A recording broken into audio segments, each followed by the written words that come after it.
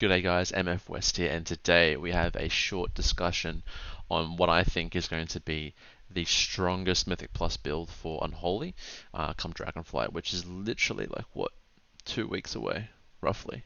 Yeah, I just wanted to explain to you guys why I think this build is so strong. And if you do want to actually play this build, level 60 version anyway, not the Dragonflight version, in pre-patch, I will pop it down in the comments below. It's a build taken off Wowhead for the Unholy guide, so I'd recommend checking it out there if you'd like. But I just want to explain to you why I think it's so strong and why I think it will be the meta in Dragonflight. So it's probably a good idea to get familiar with it anyway in the pre-patch. Okay, so it is a wound-centered build. We've seen this before in BFA. For any of you that did play BFA, you know about the shenanigans that Unholy got up to in MDI and in keys in general. So there was no target capping, and that meant that we had unlimited potential with Bursting Swords. The quadratic exponential ceiling that Bursting Swords had. And the awesome thing about it was it was uncapped. Like, you just could literally just go to the moon. The more targets, the better for Unholy.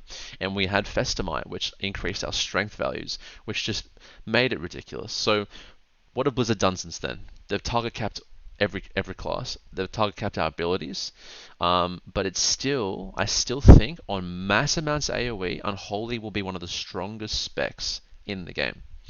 And I'm just going to explain to you why I think this build is really strong, and it focuses on some of the syncing issues that we've had with cooldowns in the past, aka Shadowlands. So yeah, I just want to speak to some of the talents. So here is the pre-patch talent build that you can get. Again, it's in the comments below. Just going through some of the things that I think make this build what it is. Infected Claws was a main contributor for generating wounds on targets. Okay, we want wounds on targets to do damage because this build is fully centered around it. Okay, Unholy Blight allows us to easily transfer our disease onto all the targets, which is really nice. And it does a lot of damage actually. It does a lot more damage than its Shadowlands version, so really awesome. Epidemic. So inside your D&D windows, you are going to want to focus only on bursting wounds. I don't care if your runic power is capped, you have to focus on bursting wounds. Outside of D&D though, mate, by all means, spam Epidemic, get rid of your runic power, do not cap it. But inside D&D, remember, you want to be doing that. So replenishing wounds is going to fill our runic power bar extremely fast. That's fine. Okay, Apocalypse is going to be a tricky one. I don't even know if this will be even required with this build. When we hit level 70, I'm going to have a look. I really don't think this is required for this wound build, but we'll have a look anyway. Plaguebringer is a no-brainer because we're going to be Scourge Striking a lot, and that's just going to make our diseases ramp up a lot faster. I made a weak aura for this. I'm going to share it with you guys eventually down the line, but it's a nice little min-max thing to keep track of. And let's get into the nitty-gritty shit now. So, Bursting Swords, capped at 8 targets. Pretty nice. This is one of the core elements of this build, okay? So,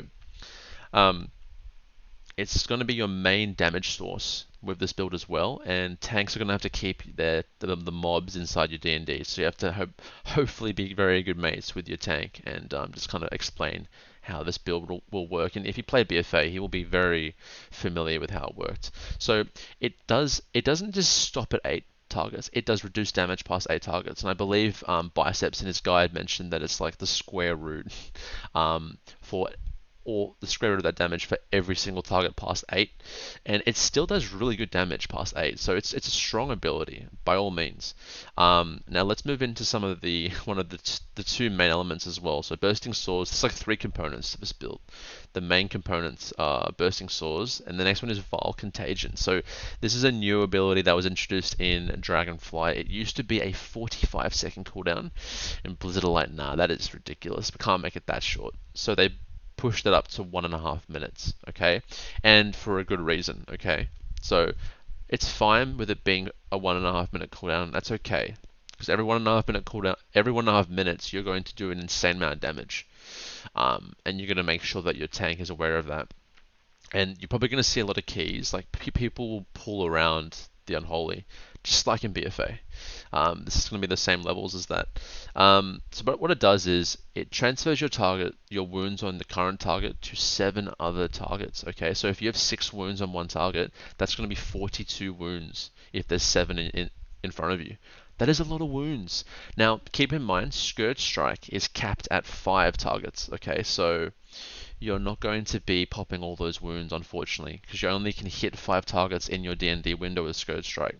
But it doesn't matter, that's still a lot of wounds for you to go through, and more wounds equals more damage. Okay, so really strong, and I'm going to talk about the cooldown in a second. The next thing is going to be, the next thing I'll talk about is Festamite. So Festamite was an extremely strong ability. It's been nerfed. The amount of strength that you get from this ability was nerfed about like a month ago. It was ridiculous though. Unholy was doing some pretty disgusting stuff on the beta. And it's still very, very strong, and it's something that you're going to want to min-max. So you're going to want to pick up a weak aura to track your Festamite stacks and make sure that, like, going into a pack, for example, a big pack, that you're going to be hitting the top ceiling of that Festamite to get the most amount of strength. So really something I would recommend getting used to now. So come Dragonflight, you can kind of just, work out how the Festamite stacks work, because yeah, like, you can't refresh it, so you're going to want to make sure that that 20-second window is most efficient for your damage. And I'm just going to give an honorable mention to Unholy Assault. This thing's been buffed quite significantly. It now gives you 20% haste, and it plays a crucial part in this rotation by giving 4 wounds onto the target. So as you can imagine, you're Unholy Frenzying to get 4 wounds on the target, potentially throwing in a Festering to get your 6, and then you're transferring all of that with Vile Contagion onto everything else in the pack. So it's a very easy way to generate wounds, get haste, because haste means we can pop more wounds. It's just, as you can see, the whole synergy. So Unholy Assault, Vile Contagion, Festamite, you've got all these different ways to synergize. Now, on the actual Death Knight tree, we also have a few things that will help synergize with the build as well. Okay, honorable mention, Death's Echo. So we get 2 charges of Death and Decay. All that means is that we have a longer D&D window, basically doubling our D&D window, because we have 2 Death and Decays. Just massive. So getting all those wounds, those 42 wounds for example, might even be possible with the extended amount of D&D and the amount of haste that we have from our build. We're just going to be popping so many freaking wounds. It'd be funny if there was actually like a weak aura that tracked how many wounds you popped in a pool. I'd love to see what some people are going to get up to in Dragonflight. And the final capstone for this build, in pre-patch anyway, empowered rune weapon. So you want more haste? Yeah, mate, I've got you. 15% more haste, and it's literally just going to be generating a lot more runic power, and it's really strong. So haste is such a valuable stat with this build as well to try and pop all those wounds. So yeah, it's a very strong build. And let's just look at one other thing as well. Unholy Assault and Vile Contagion, their cooldowns match. So a very easy synergy there. So every 1.5 minutes, you're gonna hoon. You're gonna do a lot of damage. Okay, so every 1.5 minutes, you're gonna want your tank to do a larger pull, at least more than 5 targets, to make use of Scourge Strike's cap. And yeah, that is pretty much the summary of the build. When we hit level 70, we're gonna have like 5 more talents to pick in both trees. So it will be interesting to see. But yeah, that's the build for what it is. Very, very strong. Okay, so let's get into some gameplay. I'm just going to show you. This isn't like insane damage. It's good damage I'm going to show you, but I just want to show you like the numbers in pre-patch that I've done with it. I'm sure people have done more, but I think in Dragonflight we're going to be seeing millions. Like by come end of expansion, easy millions. But yeah, it's just impressive to see.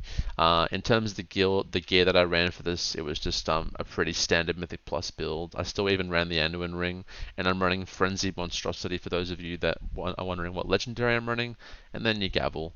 And then I think I was even running I wasn't even running Scars. I was actually going like Old Warrior's Soul and the Grenade. So yeah. Alright, let's have a look at these clips, guys. Alrighty guys, before we get into it, I just want to say there's an add-on that everyone knows about called Trophy GCD add-on. It shows like what buttons you're pressing. I can't get it to work. I don't know if it's like there's an add-on blocking it or something, but I will fix it because I usually have it in my videos, like on the top left. But yeah, I'll try and fix it and get it working for you guys. But so I'm gonna use the Goliath here. This is the 23 Gambit, the first beach pool with Lust. I'm gonna use the Goliath as like a central point for my to burst wounds off. So the main goal of this is to get all of your you want to get everything out of the way. So when your D&D goes down, the only thing you're doing is pressing Scourge Strike. So a Bomb Limb needs to be up, Empower Room Weapon needs to be up, Dark Transformation needs to be up, Unholy Blight needs to be up as well.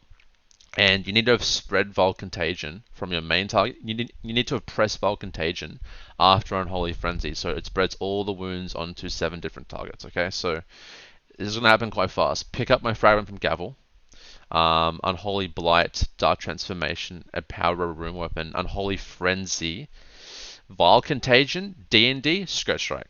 Spam to the limit. And let's see the meters here. We're gonna go up really fast. 250 and 260. Like these mobs aren't even gonna live long enough for me to really, get ridiculous amounts. I've already hit my 20% strength instantly. On the first Scourge Strike, so that is not a problem at all. And down that mob goes. Like it is ridiculous. This is a fortified weak, but unfortunately the Murlocs don't live very long. If I was to actually just consistently hit them in that D&D window, oh man, it might even be 300k. But that's just the power of this build. Yes, it's target capped, but it's still doing ridiculous amounts of damage. If you were to show my breakdown, probably like a Bomb Limb, Bursting Swords, a Bomb Limb, and Gavel, probably my top damage, and maybe even Virulent Plague. So yeah, here's a mini pool. Now this is just Dark Transformation and a Holy Blight and 1 D&D. Watch this. Just from Infected Claws, spreading wounds onto single targets. I'm just going to do, with my simple 45-second cooldowns, a cheeky, 70, 80k. So Infected Claws is really powerful. And again, when your D&D falls down, you want to be spamming Epidemic, and that's what I'm doing right now. And Epidemic hits like a truck. So I do like the fact that they buffed that. And with the other points in the tree, your Dark Transformation on a pretty low cooldown as well, which is pretty nice. So yeah, it's really nice. So I've already got Unholy Frenzy back and Vile Contagion because it's been 1.5 minutes since the first pull. So again, this is where you want to be doing another large pull. And I guess you got to ask yourself the question in your keys that you do. If we're not doing big pulls, do I use it? Is it worth to save? You kind of need to know the dungeon. So this is another pull at the end of the dungeon. So same thing, Unholy Frenzy. I'm going to transfer that with Vile Contagion. Down goes D&D and spamming Scourge Strike. Put in a blind there to make sure this cast doesn't go off as well. Again, 200k DPS. Now these mobs have more HP than the Murlocs, so I'm able to just hit them a lot harder. I've got my full Festamite stack, so I'm doing 200k inside this D&D. My second DD goes down, and these mobs are pretty much dead. So my D&D is done. Now I'm going to spam Epidemic on more than 4 targets here, and it's just people are just like, oh, nerf Unholy, but we've been nerfed. We've had our shit target capped, and yeah, it just feels really nice to press, guys. It feels really good. Another one here, we've got a lovely Iron Dox. Let me just skip through this really quickly. First pull Iron Dox, pretty big, 22, it's okay.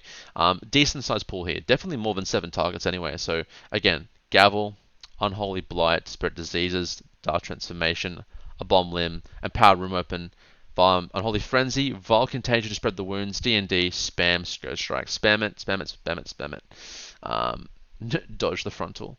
And second D&D window goes down. I actually need to get a weak order to properly track my D&D because I'm pretty sure I'm overlapping by like 1 or 2 seconds there. But yeah, we hit 200k on this pull. A little bit janky with Sanguine. Sanguine's going to mess with this build a lot because the tank's going to want to move. As soon as one mob dies, the tank's going to want to move them, right? And that's going to move them outside of your D&D window. And your Death and Decay is all your damage of this build. So it's pretty unfortunate, but yeah, Sanguine will be a hard annoyance to this build, but I'm sure we can find a way to work around it. Potentially look at something else maybe for that week, but yeah. That's pretty much going to be the clips that I have for you guys. I'm pretty sure, let me just check if I have any other clips available. Oh yeah, this is just funny. Watch this. So this is the dog boss, the dog spawn. I'm holding my wounds on the boss, right? This is going to be a situation that comes up in Dragonflight, I'm sure. I'm holding my shit. So I've Unholy Frenzied just before the dog spawned. I'm gonna press Vile Contagion as the dog spawn. It will spread the wounds to them, and I'm gonna literally just spam Death Scroll Strike inside Death and Decay. Watch this. Watch what happens to these wolves. It's they're gone. Like they're actually just gone. So it literally soloed those wolves pretty much, which is hilarious. And bursting swords is top damage there. So yeah, I'm sure there's going to be bosses that have that as well. But yeah, even on the 3 target cleave here, again I'm spreading it. Like, look at the damage here. On Korima, for example, we're just going to try and nuke him inside a Lust window, and to kill him inside Lust is pretty nice before the first knockback. So yeah, really strong. Like just this funnel damage that you can do with Unholy is just really good. And we kill him before the first knockback. So yeah, a lot of potential for this build, guys. I won't ramble on anymore, but you can see the potential with it. Go give it a go, try it out on the pre-patch, and let me know what you think of the build in the comments below. Plenty more content on the way, guys. Have an awesome day. Peace out.